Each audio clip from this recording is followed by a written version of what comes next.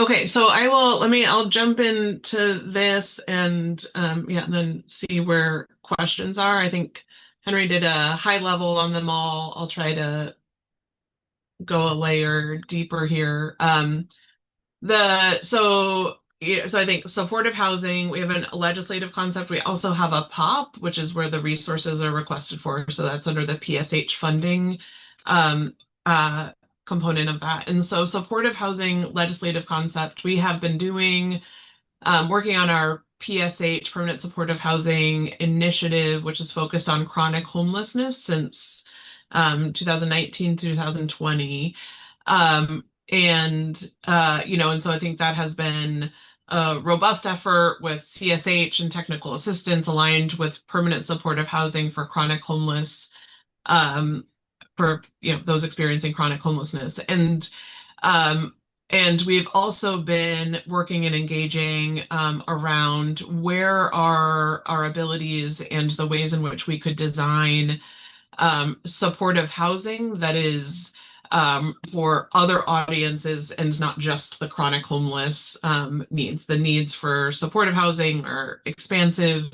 And then earlier this year, we had the governor's executive order, which is asking us to put funding towards projects that can be a project that can do um, really, serve those who are exiting institutions and that can really tie and weave in the behavioral health supports into those projects. And so, what this legislative concept is aiming to memorialize is a tiered supportive housing structure where the chronic homeless initiative that we have now is it becomes the tier two, so the center point of that supportive housing, program, and so gives a statutory place for that program to exist. We have been doing that work without a statutory program connected to it. And then it also creates a tier three, which is that behavioral health connected housing to be able to really focus into, bring in the, Medicaid, Oregon Health Authority, types resources. And so we're working through that with them to really build out how that works.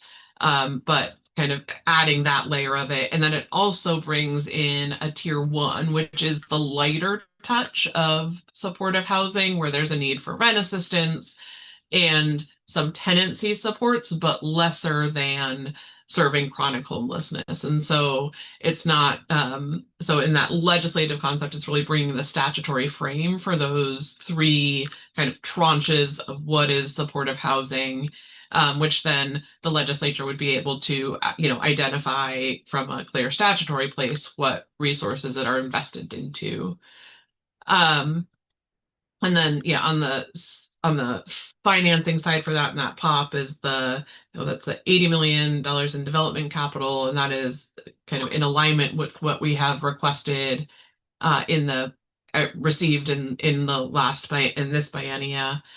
And then it does include additional slots for services and rent assistance, but those would not be really come online until the subsequent biennia. So in 27 to 29, we would be giving reservations for units to have those rent assistance and services slots, but they would be coming online in 29, 31. The second concept there, OHTC Community Fund. So this is a revision to so it's doing really a couple different things. One is it's creating a community fund, and the community fund is really an account pool that OHCS would be able to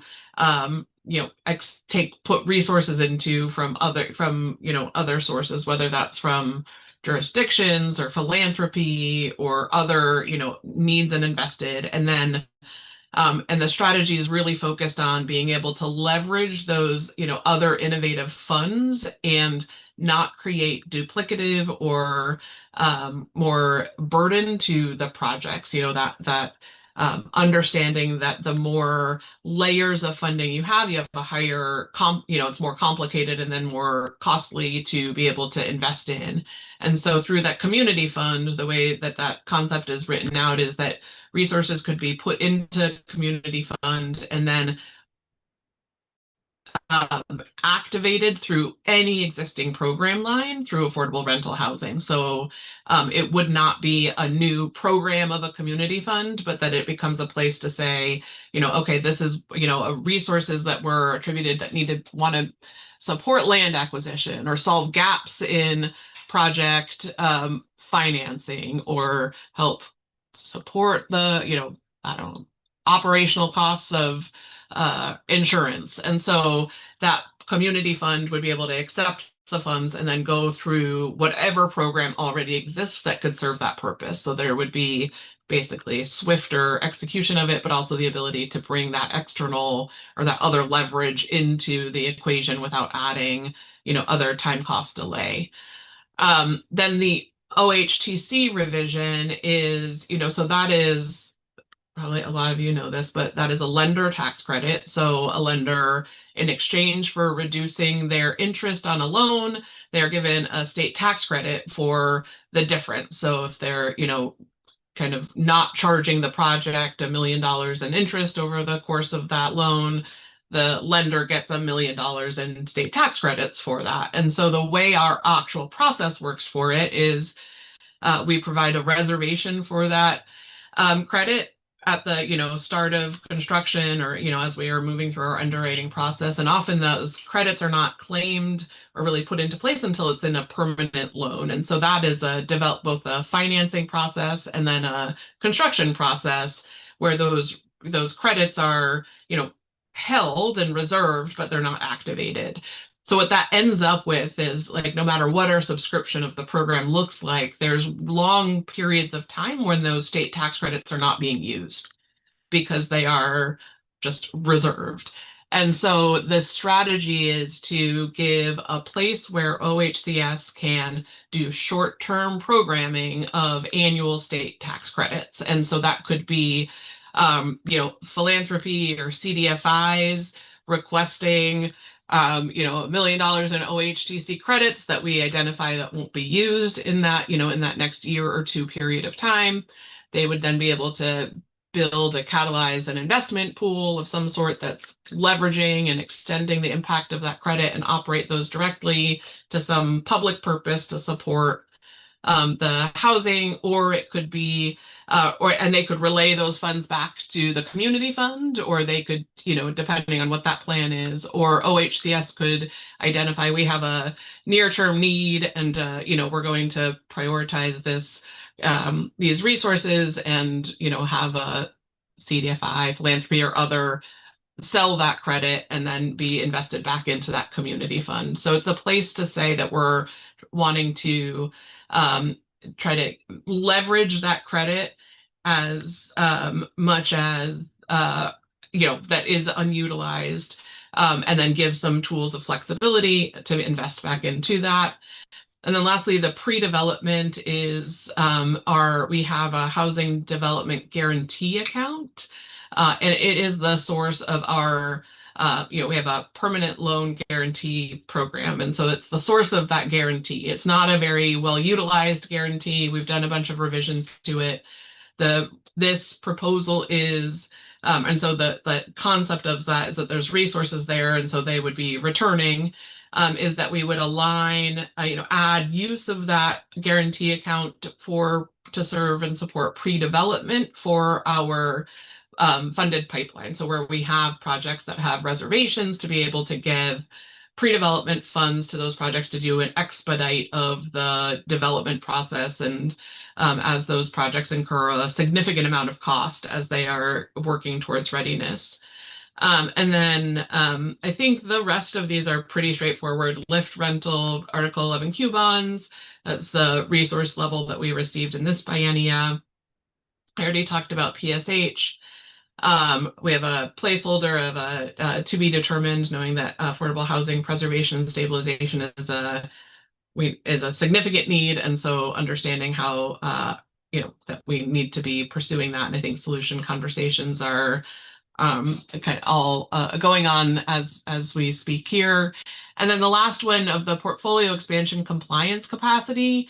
We are in an environment where we're not wanting nor easily could have an ability to scale up teams. And as we look at our state portfolio and the number of projects currently under construction that will be in entering our portfolio within the next few years, there are hundreds of projects that will be added. And I think we're, working to ensure that we're doing, have the most efficiency of process and discernment of where inspections are needed. But so this is really a mechanism to give us the ability to contract where we end up might needing additional capacity to go do physical inspections or otherwise. And so it's giving us an ability to know that we can scale up where there is a place where we need to have additional capacity, but are not intending to actually grow our teams.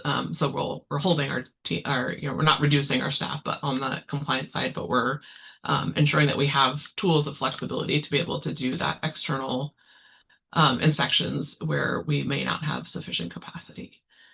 And so I think with like 5 minutes left for the breakout room, that's the overview. Happy, and I'd be happy to have any conversation or discussion.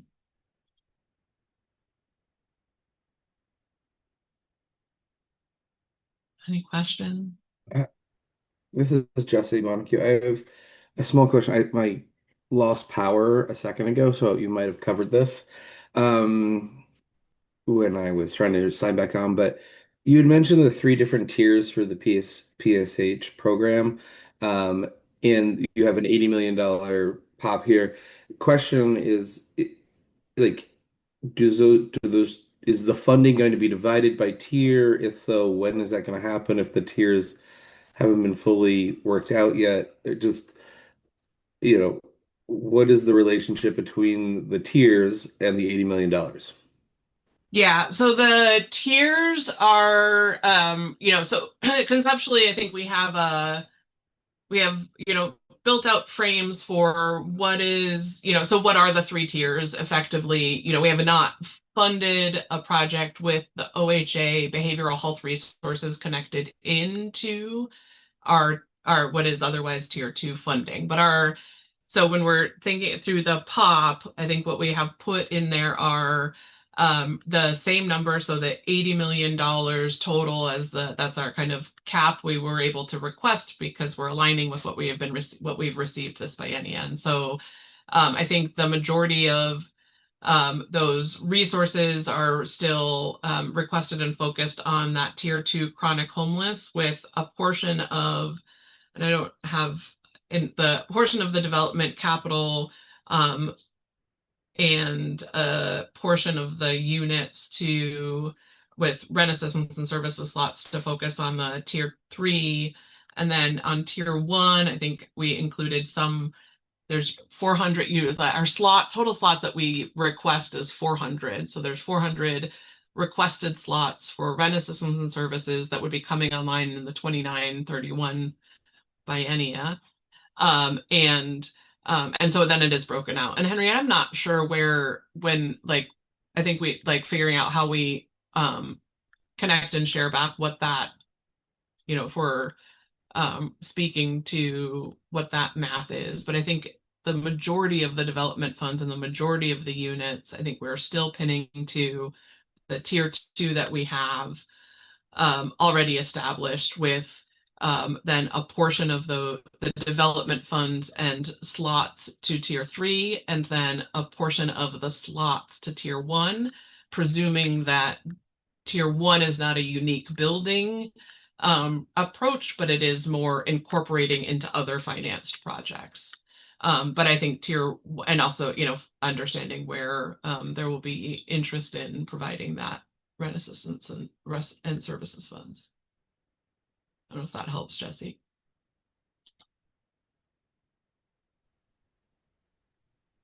Hey, Yeah, Natasha. Oh, sorry. Go ahead. no, you go, Brian. Well, my question might take up all the time. I'm, considering the constraints here, you know, I'm I'm curious about what OHCS is doing as a strategy to stretch their gap funding, stretch the lift dollars, and what that strategy is going to be, and how you're implementing that into this Orca process. Because it doesn't seem like there's it's just a a first come, first serve. There's no pathways to leverage. There's no, it just doesn't seem like there's really a strategy there. And I'm wondering if there's been discussions about how that might work, what changes might occur, um, and if you could share any of that. Yeah, I mean, I think we are, I think in seeking to prioritize leverage, and I think we have worked a lot around aligning with tax credit leverage. Most certainly, we are working to also stand up both our direct lending, but also mixed income financing tools. And so as we, look towards the 27 legislative session, we'll also be identifying those connected places to be able to really prioritize. I think, in the Orca process and the first, or the review process, I think understanding that it's really the centralized application as the place of processing and ensuring that projects are moving forward and in an equivalent way without unique systems stood up for each review, but that we would be able to allocate resources into the Orca that have other allocation methods or selection processes. If there's places where we know we have a particular profile, would we be able to connect that into it? And so I think we have a lot of we have I think enhanced significant focus on tax credit leverage and debt leverage, but that we are overall just moving forward with that and applying that greater scrutiny, but also have the strategies for where we're allocating resources. And so I think we'll also be seeking legislative direction around that. So any, kind of insights towards those pieces of it can also be formalized through legislative discussions. And I think also just, we only have so many seconds left. I think part of that interest is reflected somewhat in our legislative concepts and trying to be flexible with the accounts that we have and being able to say that when we can better address certain needs with flexible funding, that might allow projects to be able to use other resources more effectively where they would need higher subsidy if they were only to use Lyft, for example. And so I think that's part of the concept. But I will see everybody in the main room in a couple seconds. Thanks, Henry. Follow-ups, some next steps. So the first one is we will be posting some more information on our website. We have some questions that we captured today. We will be answering those and doing an FAQ type of document on our website. So please make sure to come back to our website and check it out for additional information. The second thing is that this is, of course, not your only opportunity to ask us questions. You see on the slide in front of you an email address for us here at OHCS. Please feel free to use this email address to send us questions, comments. Again, there's never enough time, but please use this. And if also you're a processor like me and you think of the perfect question 15 minutes after the meeting has ended, that is fine. Please let us know. I want to thank everybody for joining us today. It is really helpful as we continue developing our agency request budget to hear your questions, your comments. We will be incorporating as much as we possibly can. And again, please remember that our agency request budget will be published on September 1st. So be looking for that as well. With that, Government relations team, is there any last items we should make sure that our guests know? I would just say we were just getting into a good conversation, so please email any questions to this after the email here. I'm happy to respond and chat further. But thanks for the engagement. That was a lovely quick convo. It was a quick combo.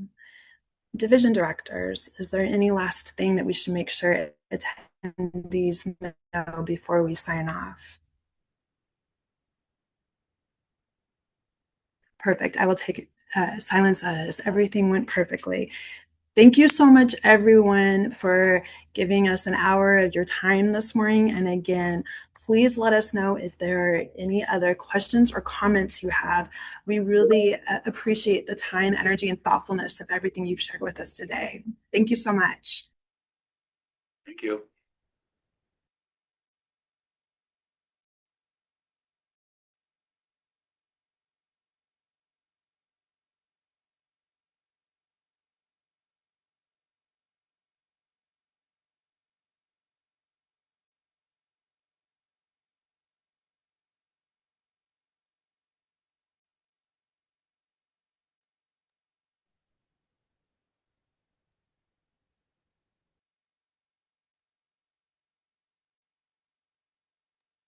All right. Thank you, everyone. There will be additional work that government relations is doing. But for now, I just want to say thank you, everyone, for participating in the town hall and all the time and energy that everybody put into this event. Thank you.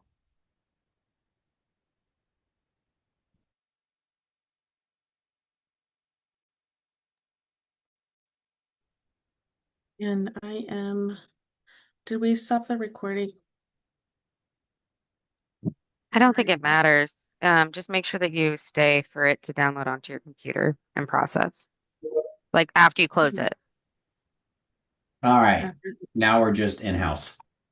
Yes, Yeah. I was removing some last folks that were there.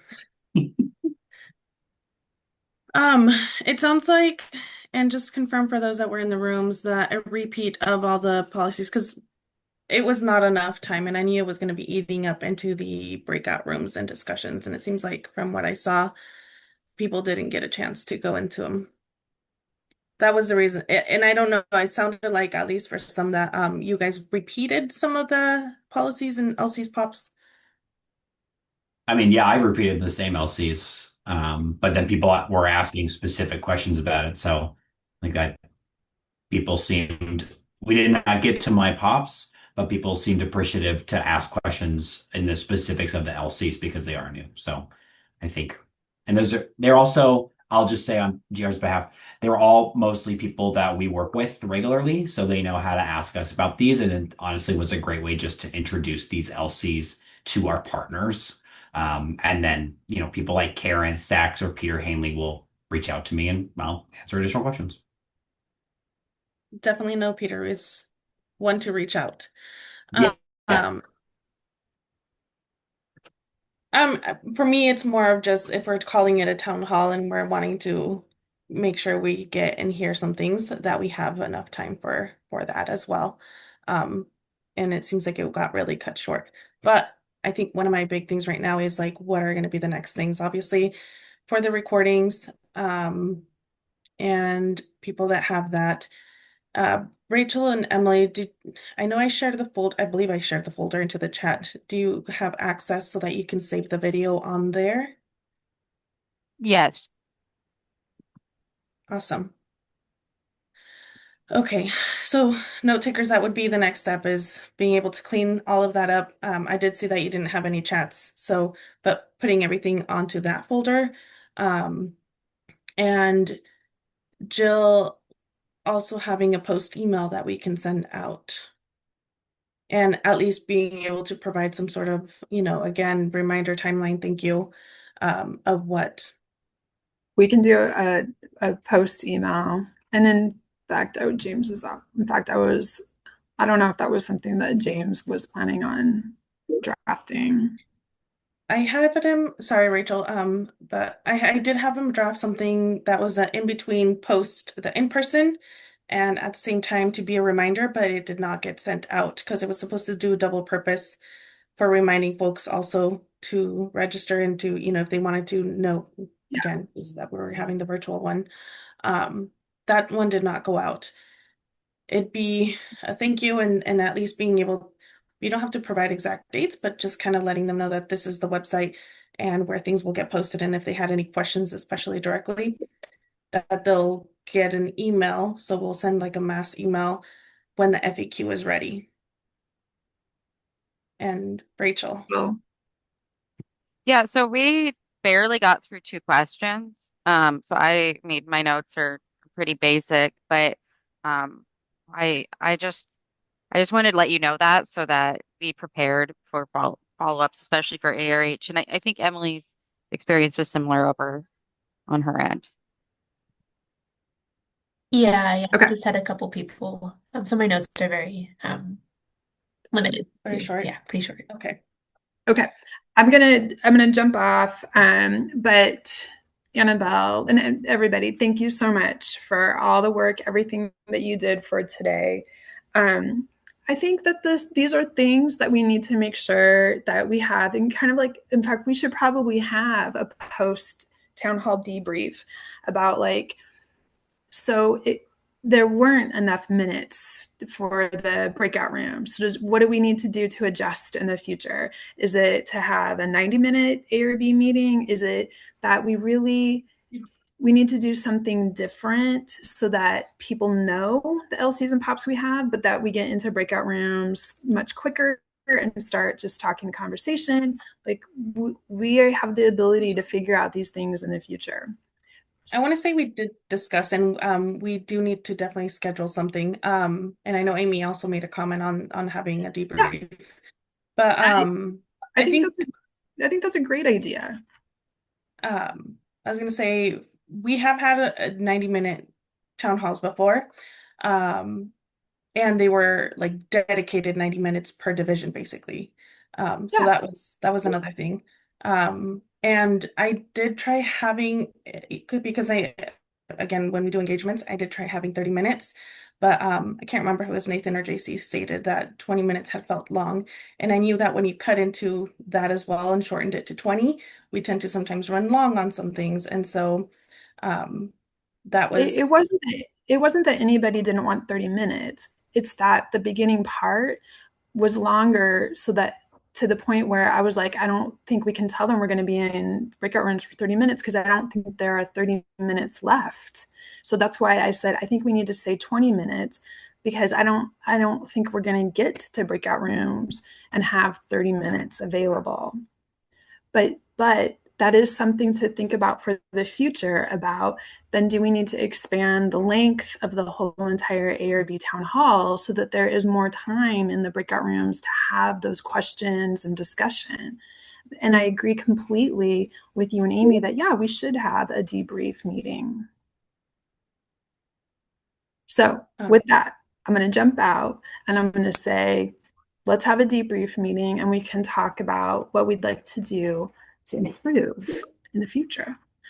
And again, thanks everybody. Something just crashed in the background, so I'll go take care of Uh-oh. that. My I'll go fault. take care of that. Bye.